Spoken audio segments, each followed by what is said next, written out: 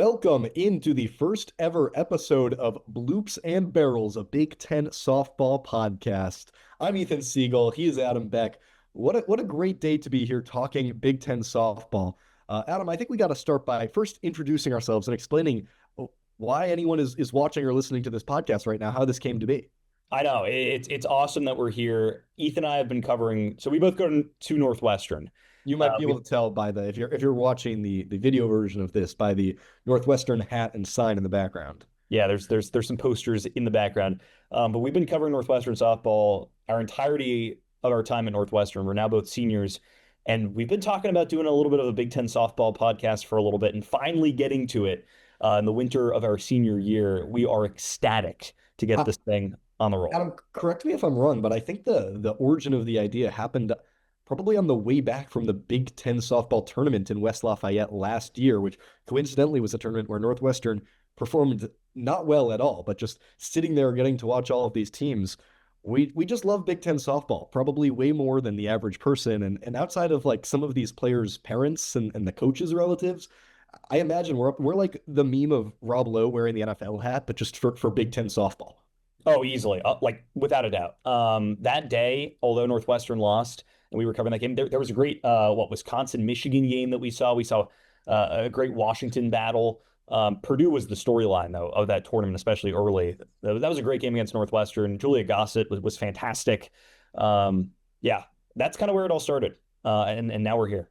Now we're here, and the plan is to do weekly episodes talking Big Ten softball, all of the important storylines, the big players, coaches, all the best moments in the conference season long, going through the Women's College World Series. And we're so excited to get started. Episode 1, no preseason. We figured we'd wait until after seeing a little bit of softball. And Adam, how good was it, first of all, to just have softball back this weekend? It felt like a very long offseason. Oh, it felt like a incredibly long off season, and somehow it still felt a little bit early for softball. I don't know if that's because it's still really cold up in the Midwest. I know the East Coast is getting battered with the winter right now, but it's great. It's great for it to be here. The funny thing is, like all these tournaments, all these games are happening in the southern half of the country. It's all like 65 and sunny. Not quite how we're in this weather storm up here. I guess it's settled down a tad, but yeah, no, it's great for softball to be back, and the home runs were definitely coming with that They warm certainly weather were. down south.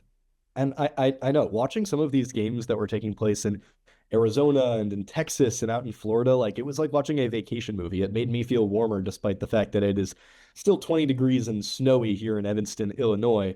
But without further ado, let's dive right in. And I think the best way to kind of dive into this opening weekend of softball is let's just go through a tiered ranking of all 17 Big Ten programs. We're going to start in tier 1, work our way down. This is an aggregate of you and I's personal rankings here, Adam. So at any point, if there's a team that you think is too low in a tier, is too high in a tier, and you would move them up or down, feel free to stop me and let me know. And we'll dive into some of these teams. We'll definitely really want to dig into some of these teams at the top. And that starts with tier 1. It's a 3-team tier. And those are the 3 teams that we feel like are no doubt about it Women's College World Series teams. UCLA, who's 5-0, Nebraska, who's 3-2 after opening weekend, and Oregon, who stumbled a little bit. The Ducks are 2-3. Where do you want to start in that triumvirate of Big Ten favorites? There was only one team in the entire conference this weekend that went undefeated. It was UCLA, and to be fair, they didn't play the most scary gauntlet of opponents. It was UC Santa Barbara, it was Northern Colorado, Oregon State, Utah, and UC Riverside. But against UC Riverside in that final game, 17-0 win in 5 innings. Well, they just casually hit 8 home runs, just, casually set a new program record. They hit 23 home runs across the 5 games, and what you're bearing all 5 run rule wins and a 68-6 run differential, a plus 62 after the opening weekend is unheard of. It is unreal. And this was a team that last year hit over 100 home runs. They hit 23 in the span of 5 games. And it wasn't just Megan Grant. It was Jordan Woolery. It was the rest of the squad. Jordan Woolery winning Big Ten Player of the Week honors, and rightfully so, was fantastic at the dish all weekend long. But, this is a UCLA team that the question marks with the pitching staff are certainly there after they had some players leave in the offseason via the transfer portal. But when you got arguably the 2 best bats and pure hitters in the Big Ten, I mean, this offense is going to continue carrying, and that's what we saw all weekend long. Without a doubt. 5 home runs each on opening weekend for Megan Grant, and Woolery, who you mentioned, is the Big Ten player of the week. And I was worried you might feel the loss of Savannah Pola, Jessica Clements, but no, not at all. This was probably a team that you and I had either 2 or 3 in our preseason power rankings, and it feels silly to have them anywhere but number one. But you do mention the pitching. You lose Terry over the offseason, you lose Addison Fisher in the transfer portal as well. And so the pitching staff has yet to be tested by some of those stronger opponents. And it certainly piqued my attention that it looks like the freshman Natalie Cable is going to be second in command, not Cindy Summerdike, who is the transfer from Arizona. So that's worth monitoring. But after opening weekend, it's hard not to feel amazing about plus 62 run differential UCLA. Yeah, I mean, it comes down to how many innings Taylor Tinsley is going to pitch, and like coming into this year, it felt like she was really like that 1B last year or the 1A, like not necessarily like definitely an ace for essentially any team in the country, unless you're UCLA and then you're able to recruit or bring in players that can rival her. But it was like, how many innings is she going to pitch this year? And she was fantastic this weekend. 11 innings, 1 earned run given up, had 14 strikeouts. The game against UC Santa Barbara struggled a little bit, gave up six hits, but after that, dialed things in. She's still going to be that workhorse. But if you can get some added production from some other arms, and that's what we saw this weekend, like UCLA is in a great spot. Well, let's shift to a team that, in theory, shouldn't have many pitching questions, and that is Oregon. Actually fell 9 spots in the Softball America rankings from number 5 to number 14 this weekend for Oregon. A win against Mizzou, a loss to number 13 Clemson. They beat ranked Liberty 10-2 and then lost 2-0 against number 4 Tennessee, and then a loss to Southeastern Louisiana, which I will say is a very good team. The name value isn't there, but that's always a really competitive program, especially among mid-majors. But how worried are you about this Oregon team after a losing record in opening weekend? Very surprising for a team that many thought had a real chance to compete for the national title this year. I'm really not that worried. I think Grein is still a fantastic pitcher. She had a really strong weekend too. And the thing with her is when you're able to get that pitching performance, she had a no-hitter this weekend, right? I'm not going crazy. First game. Right. Exactly. So First game back. she's the no-hitter back, getting in the groove. Um, this offense, though, is an offense that's going to have to refine its identity a little bit. After losing the Luchars, especially last year, and what they were able to do on the bases. Not just the Luchars, but Paige Sinicki, Patman, like you lose a ton of production in that offense. But I think it's an identity shift too, because the transfers that they bring in, a player like Elon Butler, for example, who is fantastic past year at Cal, especially with the power, like those power numbers are things that are going to take time. Like it's hit or miss. Stolen bases, contact, hitting are more consistency. I think from a consistency perspective, like Oregon's offense last year was one of the most consistent in the Big Ten, if not in the country. And then of course, you had the power bats with literally anybody on that roster. Like the first person that comes to mind, of course, is Stephanie Maake, just with her ability to just legitimately slam the softball. But I think it's just a team that's going to have to wake up a little bit and find its offensive groove, find its offensive identity. It's different, and that's something that the Ducks understand. And this is year 8 under Melissa Lombardi. The first weekend, you lose a close game to Tennessee, you lose a close game to Clemson. It happens. I mean, a 6-5 loss to Clemson, a 13th ranked squad in the country, a 2-0 loss to Tennessee. I'm not worried. I'm with you. I'm not too concerned. Definitely don't love the slow starts for Stephanie Maake and Riley McCoy. But I thought Addison Amaral, the Notre Dame transfer, looked really good right away. I share a lot of the same sentiments that you just said. The offense will wake up, I'm pretty confident, based on how prolific they've been the last few seasons. Although something I was a little worried about is 5 errors in 5 games for a team that had 33 in 64 games last year and consistently under Melissa Lombardi has been one of the best in the country in fielding percentage. They were best in the Big Ten a season ago. That I feel like is where you're going to see some more of the breaking in the new faces, as almost half of that lineup is switching out. But let's go to the final of those 3 teams in Tier 1. Nebraska going 3-2 this weekend. A split with Washington, who we'll get to a little bit in Tier 2. Also a split with number 1 ranked Texas, the reigning national champions, and they beat UTSA. So much returning production for this Husker squad. What'd you see in the first weekend? Well, I think what we saw is we saw offensive firepower and we saw them battle. I think the Nebraska schedule is really interesting because they have scheduled unbelievable non-conference slate. It is unreal. And you're going to see that this upcoming weekend. We'll get into that a little bit later. But what that does is because, especially like in the Big Ten, with just how diverse the conference is from a talent level, you need to schedule tough. Like this is a Nebraska team that wants to not just host a regional, but host a super regional. And they've got the talent to do that with Jordy Frahm. Um, Getting the win against Texas was huge. I don't care about the rest of the weekend. I don't care about the loss to Texas. I don't care about the loss to Washington. Like you beat the number one team in the country. That is a huge resume building win. And that's the kind of win that's like, okay, that's why we schedule tough.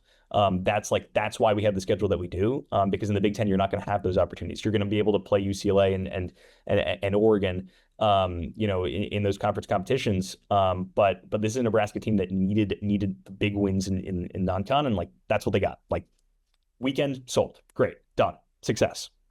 I think I mostly agree that win against top-ranked Longhorns, the proof is in the pudding for Ronda Ravel's squad, and it's a team that, to be frank, I expected to start pretty hot considering you're returning 12 seniors on this roster, 10 players with 100 or more games played, 97% of your innings pitched from last year, and 84% of your at-bats.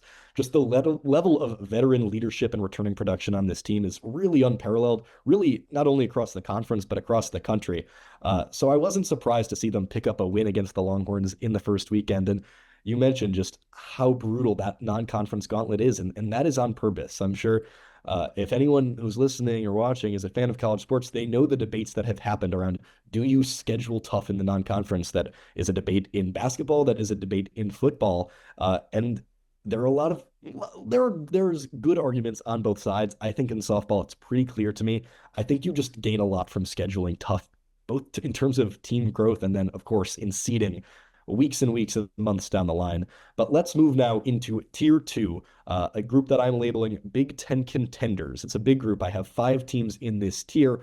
We have Washington, who we just mentioned, beat that Nebraska squad, also lost to Nebraska, but finished 2-3 on the weekend. Michigan sitting at 4-1, Ohio State sitting at 2-2, Northwestern sitting at 3-2, and Indiana sitting at 4-1.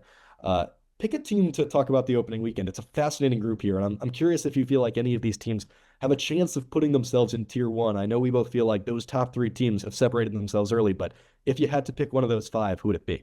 If it was one of those squads, I think Washington is the team to be in there. I mean, we saw them beat Nebraska. That's a great win, and they were competitive against Texas as well. They were competitive in game one against Nebraska. That Washington team has more than enough talent to compete. The team I'm really interested in that group is Indiana. A 4-1 weekend to start things off after a really tough loss in the first game against FAU, an 8-0 run rule loss after 5 innings. But you come back and you beat Army 8-2, make it look comfortable. You had a 14-2 win over Delaware, and a 10-0 win over Stonehill. And then the best win of the weekend was a 12-3 win in 5 innings against Ohio State. And that's another team that's in that conversation, in that realm. I just love some of the returning talent on this Indiana team, though. Like Avery Parker, awesome player. Alex Cooper, awesome player. Ali Van Brandt is one of the most fun, softball style hitters in the conference in terms of 6 slap stolen hit, bases on the stolen first weekend. bases. Just Yeah. like their ability to run the base paths. They were 21 for 24 on stolen base attempts. Van Brandt herself was 6 for 6. She is a menace at the top of the lineup. And then Parker, with her ability to provide power, she had 2 home runs on the weekend.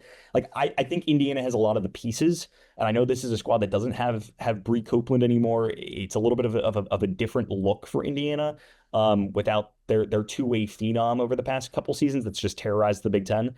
But I think there's enough pieces on this Indiana team to make an interesting run. And I don't think that they're necessarily going to make that jump to the tier one. Like this isn't a team that's going to compete for a Big Ten title, but I think this is going to be a team that is going to cause a lot of those Big Ten title hopefuls some problems. I'll be honest, Adam. I was really wavering between Indiana and tier two and tier three because you mentioned all of those great offensive names, but it's not like we haven't seen this before with the Hoosiers. They led the country last year in batting average, and they were still a team that ultimately we never felt like had a real shot at the Big Ten crown or making too much noise in the NCAA tournament just because the pitching wasn't awesome. And we saw 6 pitchers this weekend on opening weekend, and We'll see. I just want to see more from this Indiana team right now.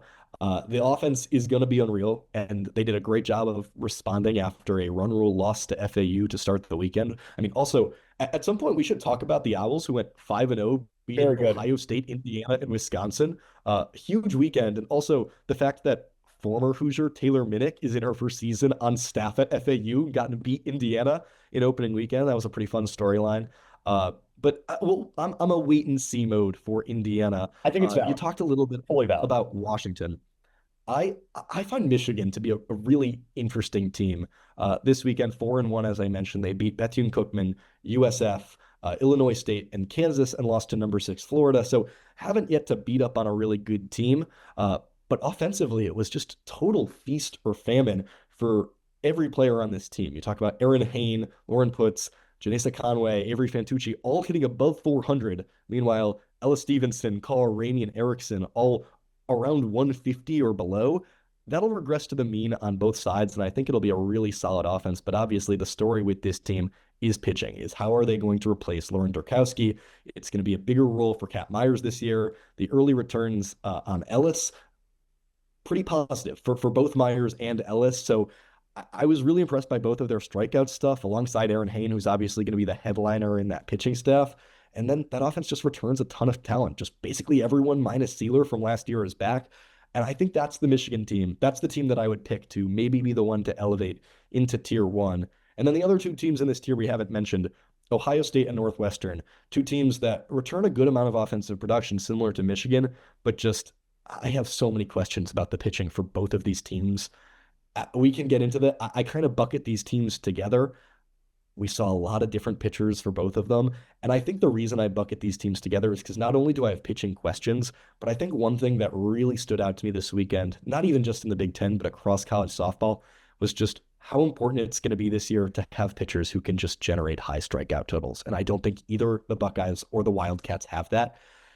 Signe Dose is probably Northwestern's best pitcher going into this year. I thought you saw some good early signs from the freshman pitcher from Marina Mason, but the walks were a little bit scary. And for Ohio State, it's going to be the second straight year with just huge questions in the circle.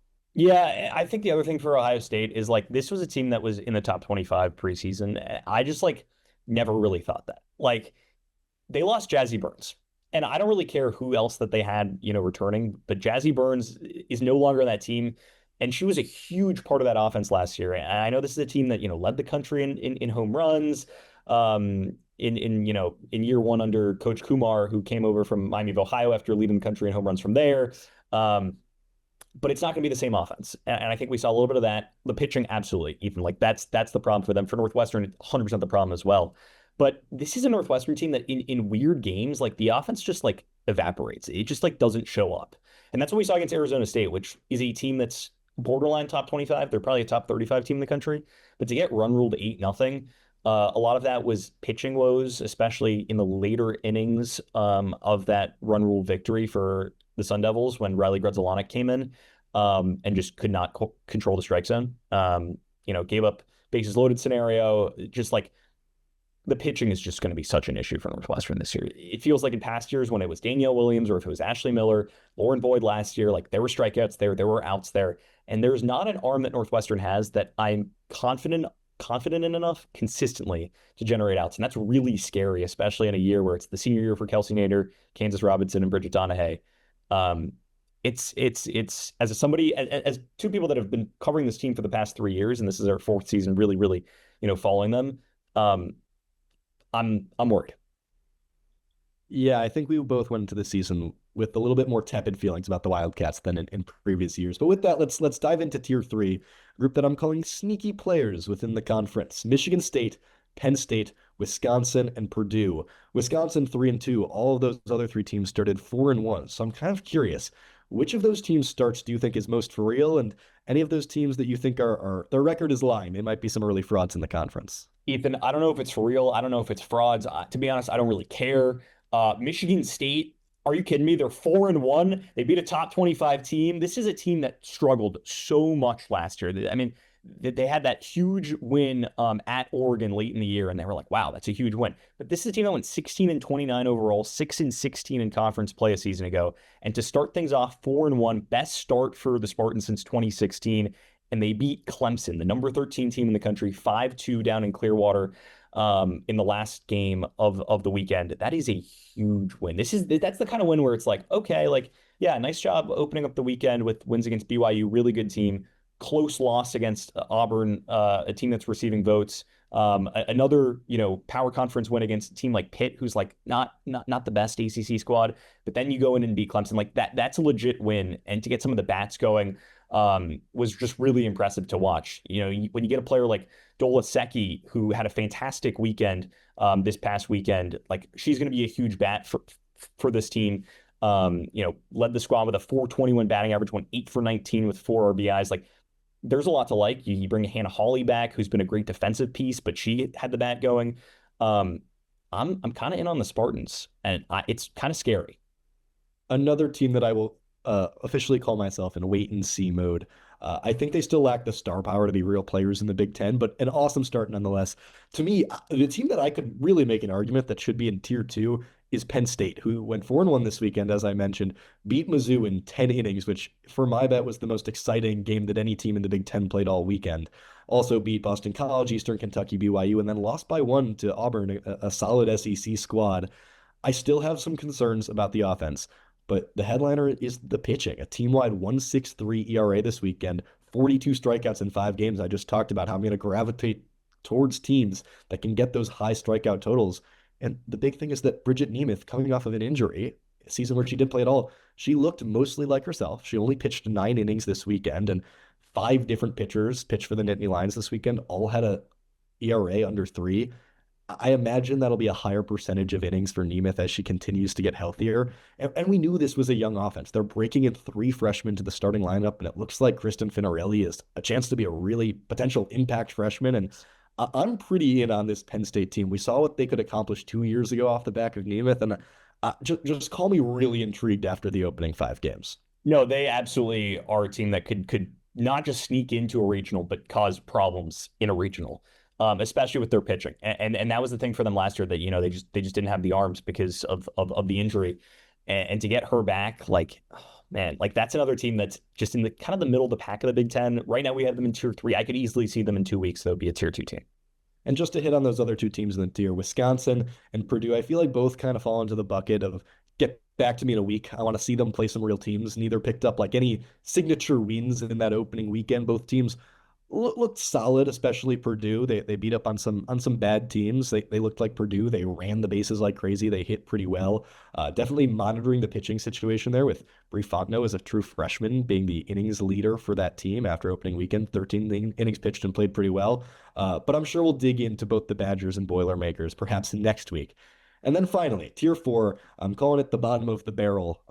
I guess for Bloops and Barrels, if that's the name of our podcast, I guess that makes the top teams the Bloop and these teams the Barrels. So these 4 teams: Iowa sitting at 3-2, Rutgers sitting at 3-2, Maryland 2-3, Minnesota 1-4, and Illinois at 0-5. Correction, 5 different teams in this tier.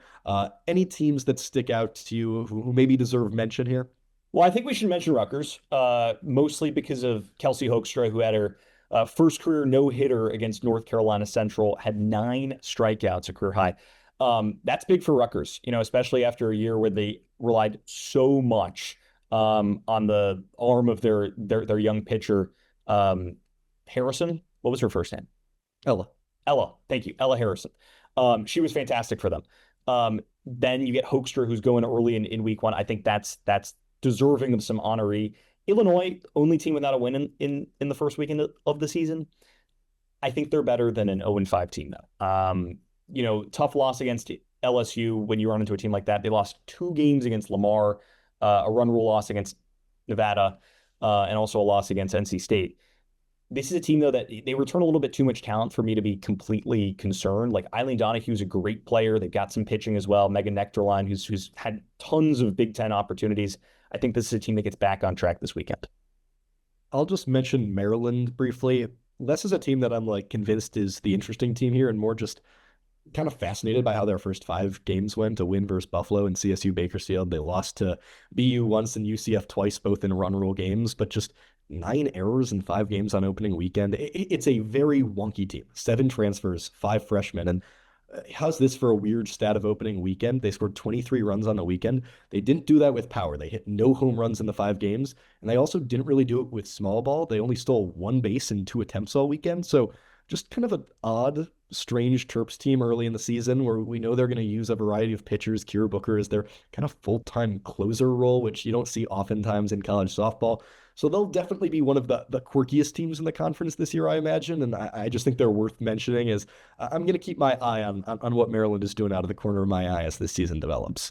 Well, what about this upcoming weekend? I mean, we've got some incredible games across the Big Ten, mostly thanks to the Shriners Children's Clearwater Invitational, which is, an annual tradition at this point with all the best teams across the country make it down there. Nebraska's It's going to one of the best weekends of the softball calendar. Oh, easily. UCLA is going to be down there. Northwestern also making it down there. Cats have huge opportunity to make up some ground after a tough opening stretch. But out of those UCLA games and those Nebraska games, that's where I'm really excited for because, I mean, Nebraska's got LSU, Georgia, Tennessee, and Texas Tech throughout the weekend. UCLA's got Tennessee, FSU, and LSU. I mean, these are huge opportunities, especially for a team like UCLA after a more or less Mickey Mouse opening weekend. Like, this is where UCLA shows that it truly is the number one team in the conference. Yeah, I'm just really excited for the softball this weekend. Before we close things, Adam, the best thing you saw across the Big Ten softball slate this past weekend? Oh, it's got to be Kate Renshin hitting her first career grand slam and her first career at bat as a pinch hitter in Northwestern's huge win over Memphis. I think the Cats needed like good mojo ending, what was a pretty disappointing weekend. They got in Renshin. And then she hit an inside the Parker for her next at bat. There you go. That's about as good of a start to a career as you can get. You mentioned it earlier. Lyndsey Grein opening day no hitter. Best thing I saw this week. Softball was so back as soon as I watched that, so I was feeling good. But that'll wrap us up on the debut, the first ever episode of Bloops and Barrels. For Adam Beck, I'm Ethan Siegel. Thank you so much for tuning in. We'll see you next week.